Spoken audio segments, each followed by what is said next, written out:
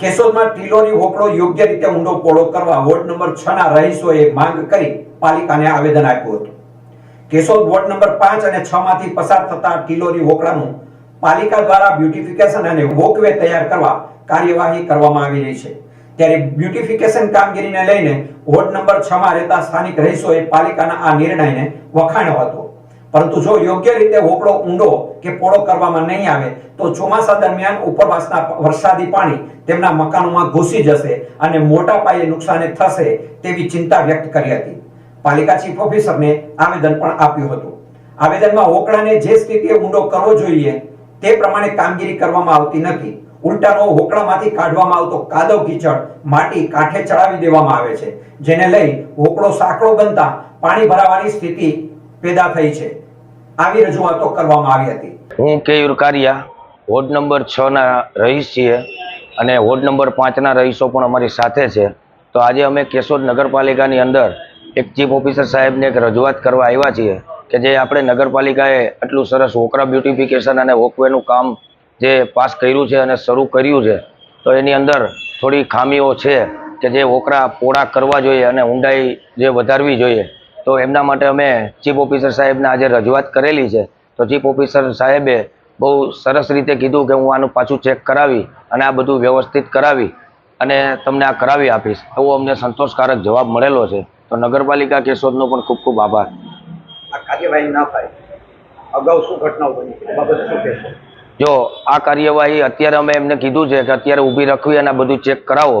જો આ કાર્યવાહી તટસ્થ રીતે નહીં કરવામાં આવે તો આગળ જતા અમે 5 નંબર ને 6 નંબરના વોર્ડના રહીશો તે ગાંધી ચિંધ્યા માર્ગે ચૂંટણીનો બહિષ્કાર કરશું, આંદોલન કરશું અને આગળ જે પણ કાંઈ કોર્ટની કાર્યવાહી જે પણ કરવી પડશે એ બધું અમે કરશું। હોકળાના હિસાબે તમને શું સમસ્યા આવે? હોકરાના હિસાબે અમને જે ઘરોની અંદર જે ગયા વર્ષે જે અંડરબ્રિજનો જે આ પુલ બન્યો છે તો એની અંદર જે આપણું વેણ જે આવતું હતું કે મેસવાણ કેવદરાથી, તો એ વેણ પણ આખું ફરી અને જે વોર્ડ નંબર 5, 6 અને જે ડીપી રોડથી જે આવે છે એ ઘરોની અંદર પાણી ગરી ગયા હતા। જે કોઈના હોલમાં, કોઈના રૂમમાં અનેક લાખો રૂપિયાની નુકસાનીઓ થઈ હતી। તો આ વર્ષે જે આ 5-5 ફૂટ 4-4 ફૂટ ઊંચું લઈ અને કામ ચાલે છે, તો એને લીધે આ વખતે એટલો ડર છે એરિયાની અંદર કે આ પાણી એક માળ સુધી પહોંચે એવો ડર છે। આ રજૂઆતો તમારા નજીકના હોકળાની છે, પણ બીજા અન્ય હોકળા જે તમને પરેશાન કરે છે એ બાબતે તમે શું કહો? તો અમે પાલિકામાં રજૂઆત કરી છે ચીફ ઓફિસર સાહેબને કે તમે આનો આખો જે રસ્તો છે પાણીનો નિકાલ એ તટસ્થ રીતે ચેક કરાવી અને આનું યોગ્ય કામ કરો। સ્થાનિકોએ દર વર્ષે મેસવાણ કેવદરા સીમ વિસ્તારમાં પડતા વરસાદનું ધસમસતું પાણી ટિલોરી હોકળામાં આવતા હોકળો સાંકડો હોવાથી પાણીનો યોગ્ય નિકાલ થતો નથી અને વરસાદના પાણી તેમના ઘર અને દુકાનમાં ઘૂસી જતા હોય તેવી ફરિયાદ ઉઠવા પામી છે।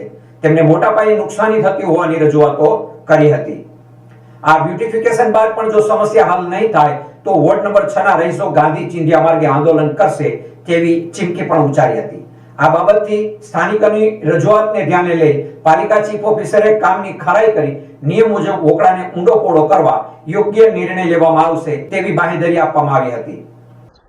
જે કેશોદ નગરપાલિકા દ્વારા વોંકળા બ્યુટિફિકેશનનું કામ ચાલી રહ્યું છે કે જેમાં વોંકળાને ઊંડા કરી તેને પૂરતી પહોળાઈ આપી અને તેમાં તેને બ્યુટિફિકેશન કરવાનું જે કામ ચાલી રહ્યું છે તેમાં વોર્ડ નંબર 6 અને 7ના રહીશો દ્વારા એવી કમ્પ્લેન હતી કે વોંકળાને પૂરતી ઊંડાઈ, પૂરતા લેવલ સાથે ઊંડો કરવામાં આવે અને પૂરતી પહોળાઈ સાથે એનું બ્યુટિફિકેશન કરવામાં આવે। ગત ચોમાસામાં જે કેશોદ સિટી એરિયામાં પાણી ભરાવાના જે પ્રશ્નો બન્યા હતા એ જ પ્રશ્નો આ વર્ષે આવતા ચોમાસામાં ન બને તે માટે તકેદારી રાખવા અને ખાસ કરીને જે વોંકળા જે સિટી એરિયામાંથી નીકળે છે તેની આસપાસના દબાણોને પણ દૂર કરી અને પૂરતી ઊંડાઈ તેને આપી જેથી કરીને ચોમાસામાં પાણી ભરાવાના પ્રશ્ન ન બને તે બાબતની તેઓની રજૂઆત હતી।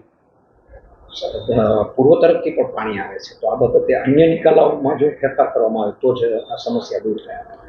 આ સિવાય અન્ય ઓપ્શન તરીકે વિચારીએ તો સોંદરડા તરફથી જે પાણી આવે છે તેને રોડની સાઈડમાં પણ આપણે સ્ટ્રોમ ડ્રેનેજ વોટરના જે તેને નાખી અને તેને પણ પાણીનો નિકાલ થઈ શકે તેવું છે। એટલે આ મુજબનું આયોજન કેશોદ નગરપાલિકાએ DPR લેવલે છે અને તેના એસ્ટિમેટને એવું બનાવવાની કામગીરી હાલ ચાલુ છે।